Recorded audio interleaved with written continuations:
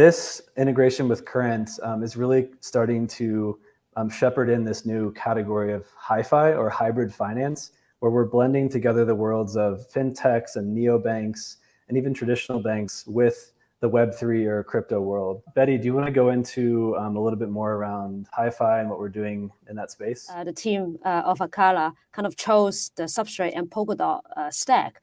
And one of the reasons we've looked around for Cosmos, for ETH2 and various different places to build. And we had the vision of things is going to go domain specific, is going to be application specific blockchain. That will be the next wave. And of course, this vision has since, after 2 years of building, and here we are, we launched the first version of our blockchain.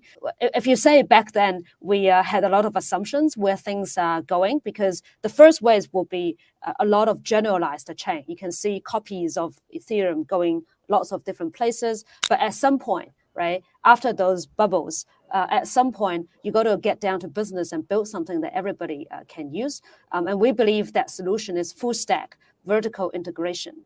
You see the same thing happen for Apple devices. They own the hardware all the way to App Store, and then they give you the best experience. And then the same thing happened for Tesla cars, right? Not only they own the hardware, the software, but also the computer chips, and customize that so that they can deliver you all the experience that you have, including self-driving.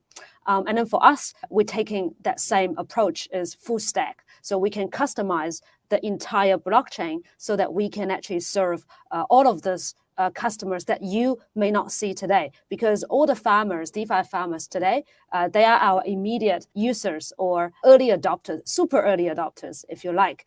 But ultimately, we're going to serve folks who are next to me, having a meeting next door, they know nothing about crypto, or just everyday people to use it. And then you need a lot of layers, because I'll probably go through a few of them. So, for example, DeFi compliance gonna come inevitably. And then when you get to that point, if you need to, by requirement, certain part of the addresses has to be customized, and then be able to serve the compliance reasons. If you're building inside a fixed box, which is like EVM or smart contract, you will have no ability to do any of those. But we are able to do it at a chain level to do those customization.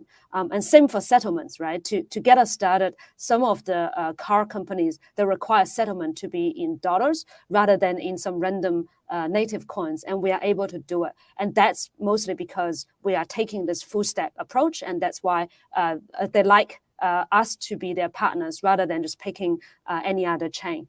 And then the second most important thing everyone have to be aware is this upgradability. Because of this way that we can upgrade without forks at the lower level, it's a future proof, right? Because today we have Current, and then we also have a few others lined up, right? They all have different requirements in a real world. And then if our solution is fixed, then we cannot serve them, right? This is mostly the layer ones, they are kind of like fixed in their solutions. So for us, we have this ability to continue to innovate, customize our solutions, and serve more and more people, hopefully, beyond just the crypto users.